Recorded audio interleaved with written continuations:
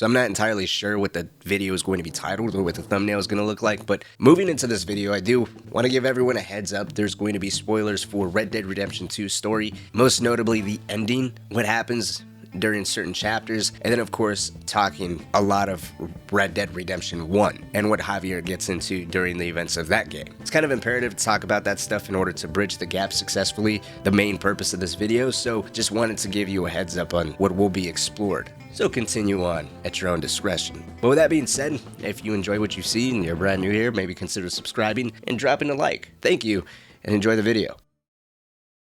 Whatever happens to Javier Escuella after the events of Red Dead Redemption 2? Following the disbandment of the infamous Van der Linde gang, where did Javier go? What was he up to? How had the gang, or Dutch on a personal level, affect his mentality, forever altering the trajectory his life was headed in? With the exception of Bill Williamson and Dutch Van der Linde, Javier is the only major enforcer from the previous Van der Linde gang that continues his life of robbing and killing, at least to our knowledge. And Javier specifically is one that seemingly ended up just as bad, if not worse, than Dutch's own decline, leading to John being forced to hunt him down and apprehend him, just as he does Bill and Dutch in the first game. Javier's name ending up on his list at the behest of Agent Ross and Archer is quite interesting, because Javier, even though he was wanted out in his country of origin for killing a powerful man in the military over a woman he loved, leading him to originally escaping to the United States, there isn't much known of Javier's crimes in the United States prior to meeting Dutch Van der Linde. It's claimed that when he first met Dutch, Javier barely spoke English, and the two of them actually met when they were both attempting to steal some chickens. It was through this mutual chance robbery where Dutch took pity on a malnourished and starving Javier Escuella. Dutch clothed him, fed him, and indoctrinated him into his teachings. Not too different than what he did with John Marston and Arthur Morgan when they were just children. So although he was an adult when he came across Dutch, he was in an equally vulnerable position. Here he was in a foreign land, barely able to speak the natural language, malnourished, and yet Dutch took him in. Dutch gave him a place within this gang, a gang Javier was quick to accept as his new family, a family he was willing to do any and everything for, most of all Dutch, whom Javier was actually able to resonate and connect with on a level so deep he began to idolize the man. Dutch's ideals and Robin Hood-esque philosophy resonated with Javier. Javier found something and someone to believe in. You see, what isn't immediately apparent to us, and is especially lacking for those that haven't played the original Red Dead Redemption game, is that Javier, before coming to the United States in the province that he was from, Nuevo Paraíso, was known as a revolutionary, a rebel. He was praised for fighting against the local government, a system that was corrupt and rotten from the inside out, from the top down, corruption that Javier witnessed firsthand. It's said that what pushed Javier into being this revolutionary, the head of a movement, was watching his uncle and some local peasants being castrated and fed to pigs at the hands of a relative to a wealthy and powerful governor, Colonel Allende, who we actually meet in the first game. Dámelo! Besito! Besita! Un beso conventional! Look at that ass, huh? Magnificent. I'll save her for later. Or I'll kill her and all her family. They're probably rebels anyway, huh? We'll come back to Allende a little later, but it was a vicious and horrible death, a penalty for simply asking for a higher wage for the hard work they were doing on the colonel's uncle's land. So originally, Javier was a rebel, and he saw a revolutionary in Dutch and in Dutch's teachings. Dutch was no different than he was after all, fighting a broken system where the rich and powerful could take from and punish whoever they so pleased without the faintest worry of retaliation or punishment themselves. It's an origin story that I wish was given even more substance by at least seeing Javier be a little more active during the events of Red Dead Redemption 2, to be more in Dutch's ear, question him and what the objective really is. I get it, it may be too much between Micah and Arthur already pretty much having that battle over Dutch's attention per se, and sure, you can make the argument that Javier's present enough with him saving John and Sean, as well as take part in major events from Saint Denis bank robbery, the burning of Braithwaite Manor, the con on the ferry in the harbor of Saint Denis, the entire chapter of Guarma, which is almost entirely centered around saving him, and then of course him being present when John was shot off the train, an event that John refers to multiple times in the first game. I left the gang after the gang left me. Left me to die after I'd been shot. What you and Dutch did was wrong, and the way you left me was wrong. Of course. Of course. I surrendered, John. You're the master now.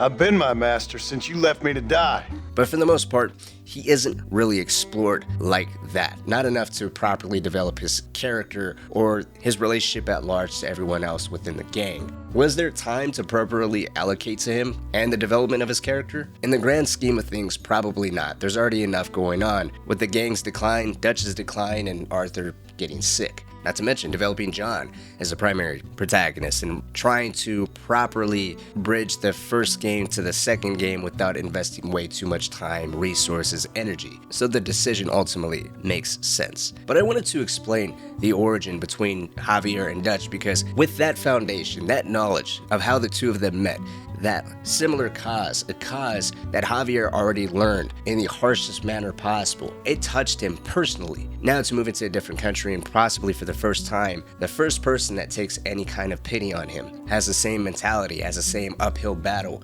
has a similar plight. Dutch and what he offers is nothing foreign to Javier. This is not a lifestyle. This is nothing brand new to him. The only difference is out in Mexico when he's fighting the government, he was already branded as an outlaw, an enemy of the state. Here in the United States, with the same philosophy, with the same cause to get behind, you naturally fall into the same category. Albeit the system that you're fighting is nowhere near as oppressive or as aggressive, but it's a transition that's natural. So in a way, his admiration and love for Dutch is multi-layered. Dutch saved him as he did Arthur and John, but he also reinforced that rebellious mindset Javier had. We are fighting and living for the people. If that's what's ultimately the most important thing, does it really matter or make a difference as to what country's running the opposing side? Dutch had the benefit of latching onto a belief that Javier had as a young man, a belief that actually worked and made sense in Mexico. Javier's actions were literally praised by the locals. A vast majority of people that were repressed by the military, by the government. In Red Dead Redemption, John witnesses himself the military getting involved in human trafficking, burning down villages, getting ready to arrest and kill people on trumped up charges just because they can. Anything and everything is happening in order for the people that are in power to consolidate and keep that power that they have protected. I heard the little oars crying in that house over there. Remember, nobody takes them before Allende. We did all this just to get women for Allende? No, that's just a bonus. This village is riddled with rebels. Make sure they don't have homes to come back to. There are fire bottles over there. Use them to burn down some of these houses. And what makes you think I'd do that? You want to find Javier Escuella, don't you? John, you're helping Mexico. Vámonos, muchachos. Buen trabajo. So Javier's mentality and everything he stood and fought for genuinely made sense because that's what he directly witnessed. Everything Dutch was spewing reinforced what Javier seen in a different country. And that is an element that is important to Javier's own decline and why he changes. Because John himself in the first game says, Javier went crazy because of Dutch. He idolized him, and he was everything Javier believed. So when he fell apart, everything Javier believed in was suddenly all fake. Escuella was always a torn man. A cynic who desperately wanted to be a romantic. Whereas you, John, are a romantic who wants to be a cynic. Javier would die fighting for what he believed in. He had a lot of passion, but no love. Although he really admired Dutch, of course. But then we all did. When Dutch started falling apart, it hit Javier harder than any of us. He went crazy. It was like the one thing he'd ever believed in turned out to be a fraud. And that is what most people forget. Leaving Mexico, coming into contact with Dutch, and then returning to Mexico later on, Javier is a completely different person. And it's all due to Dutch. Now, if we were to fast forward to the epilogue of Red Dead Redemption 2, the moment where the gang definitively splinters, with Arthur and John on one side, Dutch, Javier, Bill, Micah, Cleet, and Joe on the other, this is where things get a little straight. Because in this cutscene, Javier doesn't actually aim his weapon at anybody. There's still a level of uncertainty to him. There's a blind loyalty that drives him to Dutch. At the end of the day, Dutch never really has betrayed Javier, giving him a reason to not side with him. Sure, out in Blackwater, he killed a girl in a bad way that Javier witnessed. And sure, things have been going downhill over the past months or the entire duration of Red Dead Redemption 2's story, but it was still Dutch that saved Javier and Warma. It is still Dutch that, at least in Javier's eyes, is fighting to the death for a philosophy, for a vision, for a life that he believes in. And besides Javier not pointing his weapon at Arthur or John, it's worth noting that when John and Arthur are chased up the mountain, Bill and Javier are nowhere to be found. This leads people to believe that it was during this time that Bill and Javier actually banded together and escaped on their own. Unless they reunited with Dutch and Micah later, we don't actually witness Javier see Dutch's decline per se. Unless there's something that happens during Beaver Hollow where Javier watched Dutch commit a killing or do something contradictory to what he's been saying and preaching all along, or even it's possible that some point after Red Dead Redemption 2's story, Javier looked around and saw the people that rallied behind Dutch and fought for a just and noble cause are no longer here. Nothing but killers and enforcers. No more women, or even the joy of Jack's childish spirit to bring hope back to the camp. Everyone's gone, and Dutch could have put in his head that, in the end, no matter what you do, no matter how noble your intentions are or the cause you fight for, everyone will leave you. They will all betray you. So even if Javier chose to leave and do his own thing, his perception and belief would be altered. Now, the main story of Red Dead Redemption 2 takes place in the year of 1899. The epilogue of that game is set a few years later in 1907, and the main events of Red Dead Redemption take place in the year of 1911. By 1911, Javier is already back in Mexico, working out in the province of Nuevo Paraíso, the region that he's from, the region that he was even wanted in. Now, there's not much known about what much of anyone from the Vanderlyn gang is up to during the years of 1900 onwards.